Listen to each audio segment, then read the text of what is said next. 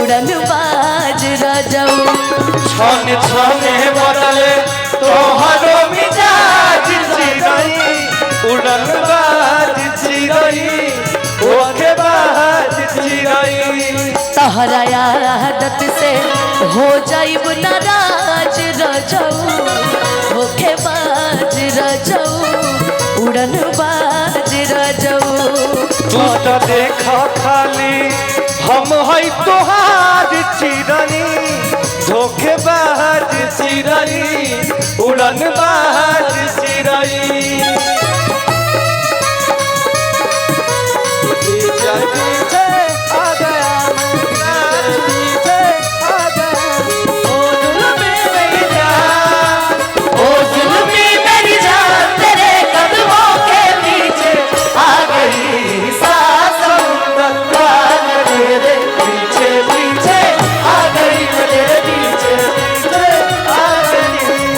आजकल के लोई किनके फेरा में जब पौरी हो आजकल के लड़का फैशनदार धोखेबाज बारी पैसे से प्यार। लड़कियां पैसे पे नहीं मरती हैं, लड़के कभी कभी पैसे पे मरने लगते हैं। बस बस आपका सब बात हमें मंजूर है कि हमरा प्यार के बदला बोला का दिल बड़ो हो, ये सुनाएंगे लेकिन आप ये गाना कंप्लीट करने के बाद। हाँ इसका अंतरा ठीक है, तो कुछ और गाए जाए हम लोग साथ में। हाँ इसके लिए एक सी है ना, सी है कि सी शार्प है? हमको आज तक समझा ही नहीं है C sharp D A B C D, ये समझ ही नहीं आता है। और आप लोग बोलते गा दो, क्या गाएंगे? बस आप ए से शुरुआत करिए ना, बाकी सब कुछ आपकी आवाज इतनी मीठी है ना कि आप डी से गाए चाहे ए से गाए बतिया बरबरे है। ए से शुरुआती है, आम्रपाली, अनुपमा, कोई बोलता है ना? नहीं आप भी केहू के बोलहूँ के ना चाहे केहू के बोलहूँ ना दिया, कोनो चिंता की बात नहीं। का केहू बोली तब वो सुनबे ना करो।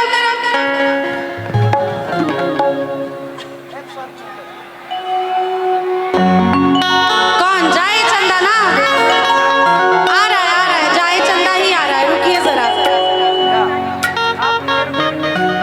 एक मिनट, सी लगाइएगा, सी शार्प लगाइएगा। एक भैया की फरमाइश है, नहीं आपको जाने नहीं देना है, ऐसे कैसे चले जाएंगे कि कहाँ जाए बुरानी नजरिया लड़ा के, कि कहाँ जाए बुरानी नजरिया चुराई के। नहीं नजर लड़ा के जा रही है, चुरा थोड़ी रही है आज। ठीक है, भैया का एक फरमाइश है, बदनाम इंटरटेनमेंट से हमारे पंकज भैया आए हुए हैं। इनका एक गाना आया था कि देखे में सीधा तू तबाड़ा खाली बोहरा से, कि देखे में सीधा तू तबाड़ा खाली बोहरा से। खेसारी भैया की आवाज है कि तोहर नाम भइल हमरा से, हम बदनाम तोहरा से। पहले रहनी पानी अब शराब हो गईनी, तोहरा खाती इतना हम खराब हो गईनी। पहले रहनी पानी अब शराब हो गईनी, तोहरा खाती इतना हम खराब हो गईनी।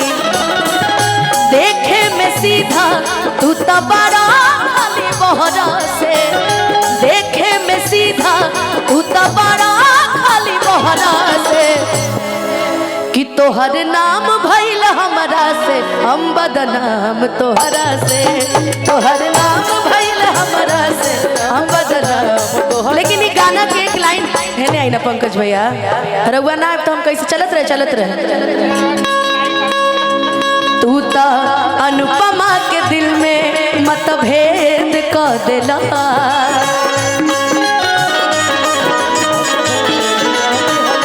कि जौना थरिया में खैला ओ में छेद क देला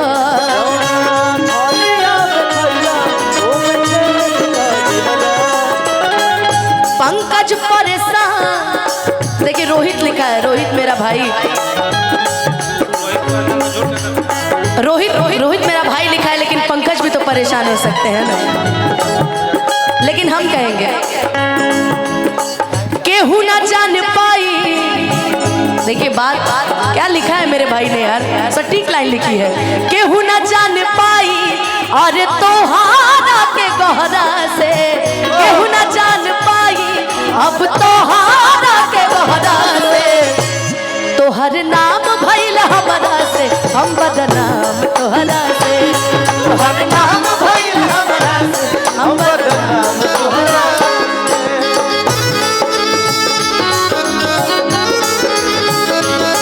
एतबार नहीं करना, हद से भी ज्यादा तुम किसी से प्यार नहीं करना, हद से भी ज्यादा तुम किसी से प्यार नहीं करना। देखिए मंच पर हमारे पंकज भैया भी बैठल बानी, जाई चंदा गाना के लेखक, ओकरा के प्यार देवे वाला हमार पंकज भैया, छोटन भैया, दोनों जना बैठल बानी। जानी तार नहीं करना, एतबार नहीं करना, हद से भी ज्यादा तुम किसी से प्यार नहीं करना, हद से भी ज्यादा तुम किसी से प्यार नहीं करना। तोहर नाम भइल हमरा से, हम बदनाम तोहरा से। तोहर नाम भइल हमरा से, हम बदनाम तोहरा से। चेहरा तोहार इतना मासूम रहे, चेहरा तोहार इतना मासूम रहे, धोखा देबा हमके मालूम रहे,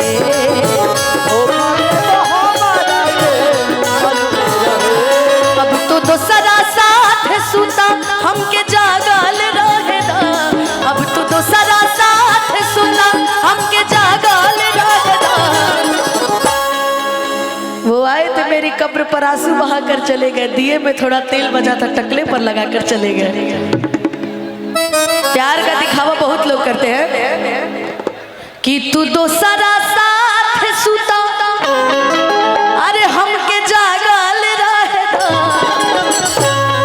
तू रहा समझदार हमके पागल रहेदा, तू रहा समझदार हमके पागल रहेदा।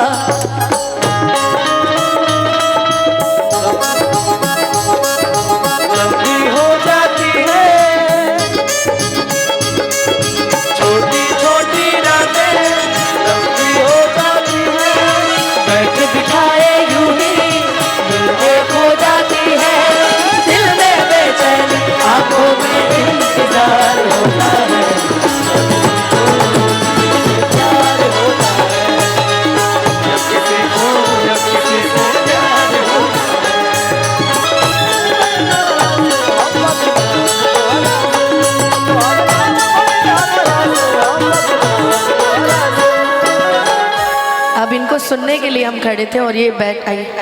अरे नहीं, क्या बात। मेरी एक फरमाइश है, इसलिए जाई चंदा इनका स्किल